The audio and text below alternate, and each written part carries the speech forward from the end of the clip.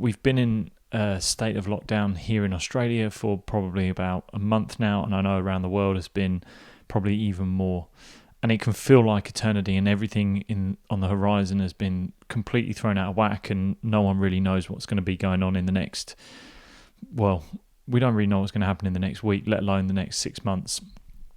And I think that with big sporting events that have been cancelled, with matches, seasons all been compromised, potentially shortened, potentially changing the months that they're going to be in, that has no doubt left everyone from a professional level down to an amateur level in a state of uncertainty and not knowing how to train, when to train, what their goals are. It's completely changing how we look at what goals we potentially have in our sport. So I thought it'd be worth touching on how you can potentially use this time to your advantage. And even if you're not even got something coming up, or you haven't got an event, or you're not even sporting, there's stuff you can do throughout this time that definitely can benefit you in pursuing something that is going to allow you to grow and to feel there's some sort of progression going on in your life. Because that is, I have personally felt like that's been a big challenge, is you don't feel like you're going anywhere. You can be feeling like you're stuck in this rut, and you're not alone, that is for sure. But it can feel like you're stuck and you're not actually getting forward, you're not moving forward, you're not getting anywhere with the things that you're doing. And I thought I'd share a few things that I've found have really helped, especially throughout my sporting career in the past, but also what I've been doing recently now whilst we're in lockdown. And the first one I want to talk about is training. So physical training is something that everyone, if you're in sport, you're always wanting to do. You're always wanting to be in the gym, you always want to be active, and you want to be as fit and as healthy as you possibly can, especially if you're going towards an event. You potentially have had a training program that was progressing you towards a target, a certain day, a certain date, and that has completely been thrown out the window. So what is it that you do with your training right now, especially when you potentially don't know what's going to be going on in the future? Some things that I've found personally really helped me have been looking at areas that I can develop that I haven't potentially been throwing most of my attention to in the past. So for me, I had been neglecting things like my hip mobility. Now, my hip mobility, I know for my own personal well-being, is a big indicator on how my lower back feels. I've had lots of lower back injuries, so really working on my hip mobility will allow my lower back to release. But only that, when I come back to doing a workout or any sort of exercise or sport, then my hips are functioning better. They're looking after my back, and I know that's something I can progress. And I probably felt like I didn't have the time, or I didn't have the energy to do that in the past with other training blocks or training goals in the way, whereas now I've got all this time, and that is something that I'm focusing on. So I've really gone to slowing down my workouts, and I've gone into this doing a little bit more hip mobility throughout the week. And I've also tried to slow down my workouts where I'm really controlling everything that I'm doing. So I'm focusing on slower movements, so going into more yoga-based movement and practicing on moving my body slower and seeing the benefit of actually slowing the body down, bringing this ultimate control to what I'm doing. And that I went for a run not long ago, like 2-3 days ago, and I felt the difference in my body. I felt the difference in my hips. I felt stronger. I felt more resilient, and I saw this benefit that I was getting. So it has completely changed probably how I look at my training structure moving forward. I probably think that I don't have to do as much of some of the heavy lifting or some of the high amounts of running that I've been doing. And even with running, I'll touch on a point there where I'd been doing a lot of running, getting myself fit, improving my cardiovascular endurance, also my speed endurance, and that was something that I took from my professional career into now, and it's something I just continue to do. But I also, with a lot of the new practices that I teach and I work with, just doing a tougher run cardiovascular can be done through nasal breathing. I really try to nasal breathe as much as I can throughout my workouts.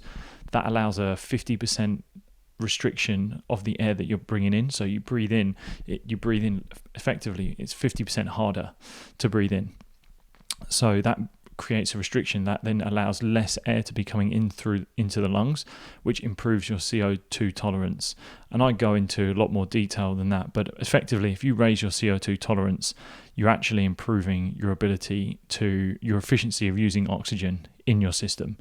So allowing that CO2 tolerance to raise, I do that through breathing through my nose, through certain gear shifting of breathing, and I've been able to do that at running at a lot lower rate. So running slower, moving slower, but I'm working internally just as hard, if not harder, because I'm restricting the amount of air coming in. So all of these elements are just new ways in which I had been training like that before, but I hadn't been putting them into my training as much because I'd had these big bulks of training, or I'd had other training goals in the way. They're not there anymore. So I can open the doorway for new things to explore. For you, it could be flexibility. It could be recovery. You may be actually taking this period as a time of rest. You may have overdone it. You may have burnt out. And that opportunity physically can open up many doorways for progression down the line. And you'll see these changes that are happening. So have a look at what it is you're doing in your training physically, and maybe how you can adapt, change, and see if there's something that you can grow in that'll benefit you in the long run down the line.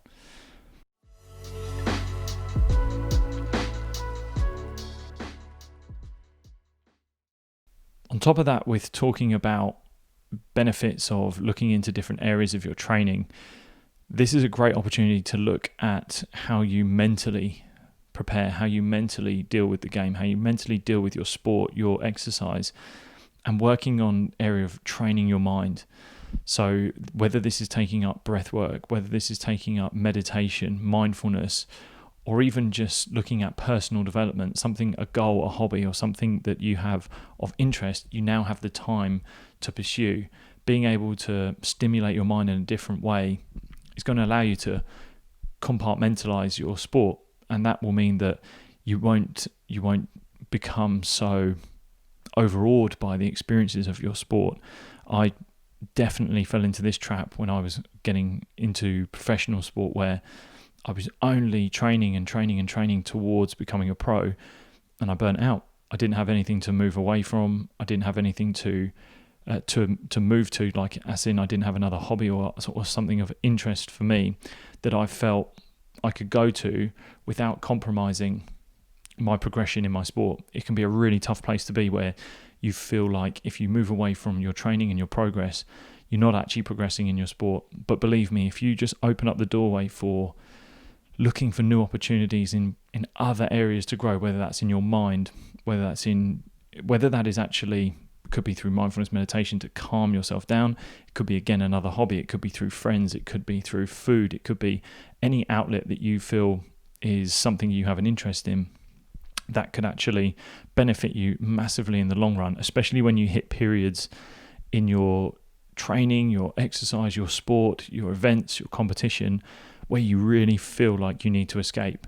And sometimes when you have that feeling of needing to escape and you don't have something to fall back to, then you really become lost and you become agitated, because that burnout can be exemplified because you don't feel like there's a way out. You don't feel like there is. Whereas if you do explore these new options and these opportunities to get away, then when that time of essentially crisis comes, you have an option, you have something to go to.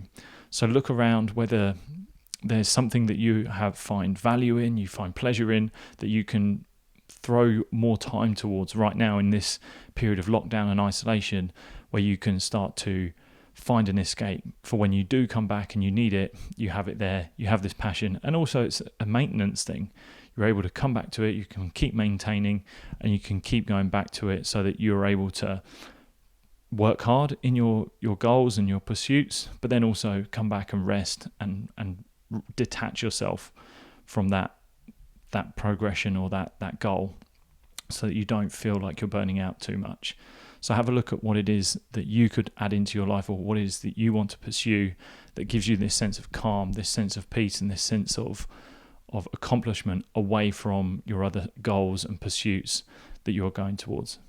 I'd also mention trying to stay fairly inventive in what you're doing. So with training being tough to do what you normally would do, try and be inventive in the ways in which you can train. So many people are going online and using things like Zoom, House Party, or Google Hangouts, things like that to allow them to continue their training, but also from a social side. So I have one of my teams back home, they're actually doing online quizzes together. So potentially seeking other people, whether if you've got a team sport, seeking others in your team, keep everything social, keep that camaraderie going, and connecting with those people who are close to you is going to keep not only that togetherness as a team, but also really help your mental health. As we know, looking out for your community, your tribe, is something that is a huge booster towards our mental health, and along with that, our physical health, and just full-on well-being anyway. So go and find those things that you can be inventive with. You can potentially connect with your community and also pull people into your community. This is a great opportunity that the world has become that little bit smaller. We're all in the same boat. So reaching out to those who potentially might want to join your community, offer an opportunity for them to come in and start to meet you guys before you even have met them in real life, so that when all of this is over, you've kept that connection and you're not kind of looking to reconnect once you get back to normal life. So really look at finding these inventive ways to stay connected with those that you can socialize with in and around your tribe.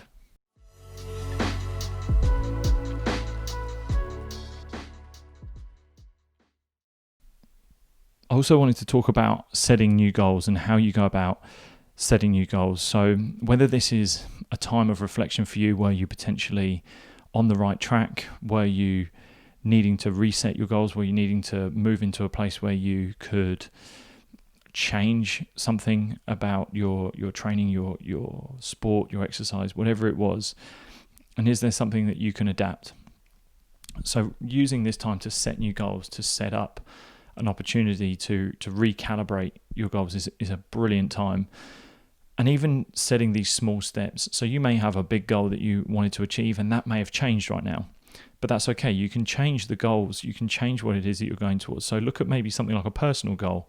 It might be learning an instrument. It might be learning a language. It might be reading a book, something that you can achieve day by day. And then with that goal, break it down. So even if it's something like reading a book, if you want to read a book in a week or 2 weeks, perhaps you read just one chapter a day. Perhaps it's just 10 pages, could be even just 2 pages, but allowing you to have that sense of accomplishment and that you are actually progressing day by day, and you're doing something to just not only progress, whether it's your knowledge, your sport, your physicality, your mental health, but that sense of accomplishment will just motivate you further and further into doing the next thing. So have a look at what little goals you could potentially set, whether that's within your sport. It could be a new physical goal, like I just mentioned about a new training habit or a new training technique or a new training method or a new area of your body you want to work on. Or it could just be a new personal goal. It could be something that you want to take away from your sport so that you can just still feel this feeling of progression and you are actually working towards a goal, but making sure you set the right goals for you. Don't go setting a goal because we're in isolation, just because we're in this state of flux. Don't go setting a goal for the sake of setting a goal. If it doesn't come to you right away, that's okay. Just take this moment to rest, to figure out what it is that you want. Speak to people, speak to those around you, see if they saw anything, whether you were going on the right path or whether they feel like you could potentially work on something, and then that might trigger something for you to work on.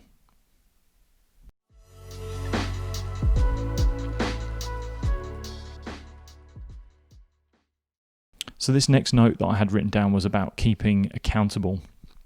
And it can be really tough that once you've set a new goal or you've got a new task that you want to accomplish, how do you stay accountable, especially in a period of time where we're quite isolated, we're fairly alone, and even though we have these channels of social media, messaging, we still need that contact with people. And one suggestion I would have towards accountability would be find yourself an accountability buddy. So find someone who is potentially on a similar train of thought to you, maybe has similar goals, and also reach out to them and see if they want to pair up and you want to set both of you a target, and you can, whether this is a form of competition where you can compete against each other, or even if anything, it's just having someone check in day by day where you go, have you achieved this? Have you done this? And they can message you and be proactive in checking up on you. this works in many different ways. So if it's, let's say it's a physical goal, I have a friend who we were looking at doing handstands. So we're checking up on each other to check that we are sending each other videos of doing handstands. And are we doing our drills? Are we showing each other new drill techniques that we could do? This one worked for me, this might work for you. So it keeps that conversation going.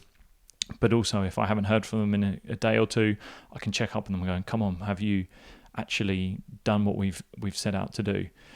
So find that person for you, whether that is it could be in your family, it could be in your same household, but also don't shy away from using these messaging services, using the opportunity of social media to find that accountability buddy and tell people what your goals are. Tell them that this is what you want to achieve, who wants to jump on board, and that might be something that can really help you achieve the goals that you're setting for yourself.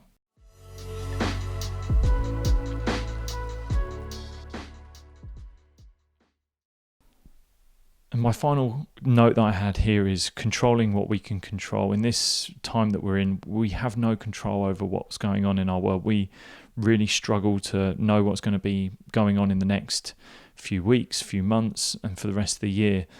And that can leave us in a state of stress. And we can't control the situation outside, but what we can do is we can control our internal environment. This is where the power of things like breath work and meditation and mindfulness meditation becomes super powerful.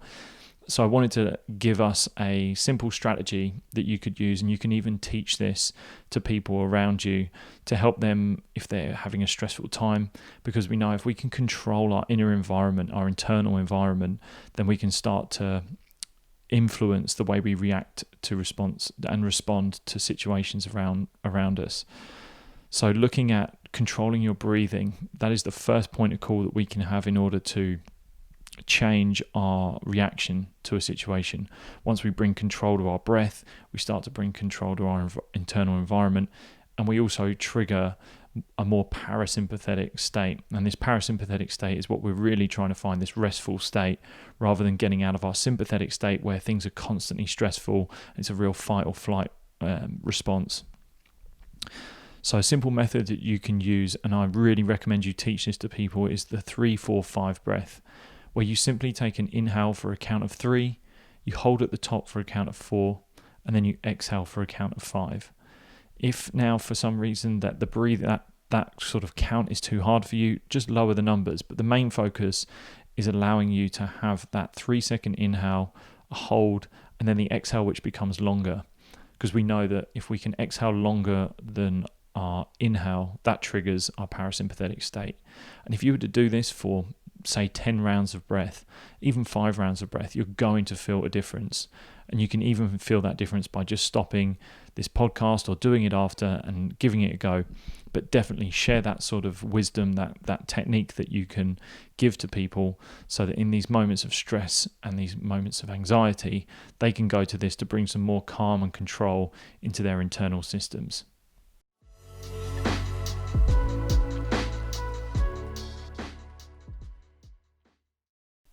I just want to finish on this note that with everything being as it is in the world, we can build resilience and we can come out of this stronger.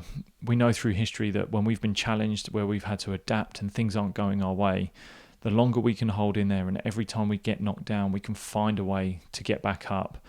That is what builds our resilience. That is what makes us bigger, better, stronger for it. Not the ability to be knocked down and stay down, but to get back up and just keep trying, keep going. That's going to just build our resilience over time. And when we come out of this, we will know that these challenges that we faced, anything that comes up in our lives again past this, will be a simple challenge compared to this. This is a really tough time for a lot of people, but there are ways to get through it, and we can get through it together. So really look at this as an opportunity to grow. It's a challenge, but it's a challenge that we can take head on, and we can find a way to get through it, and we can do it together. So reach out to those around you, bring your community together, bring those closest to you together, so that you can all help each other in getting through this tough time. Anyway, thanks again for listening to this podcast. As always, please leave a review, a rating if you're enjoying these episodes. Also, let me know how you feel an episode like this went, where we don't have a guest. I'd love to hear your feedback on whether you want more of these. And even if you have questions, reach out to me. You can find me at Lewis at the Sport Yogi or Lewis at lewishatchett.com. You can find me on my website, lewishatchett.com, or thesportyogi.com. I'm also on social media, again, at Lewis Hatchett or at the Sport Yogi. I'm everywhere you can find me. But feel free to reach out to me. Let me know how these podcasts are going for you, whether you want more, who it is you potentially want to hear from, and I can get them out to you in the future. But thanks again, and I'll see you soon.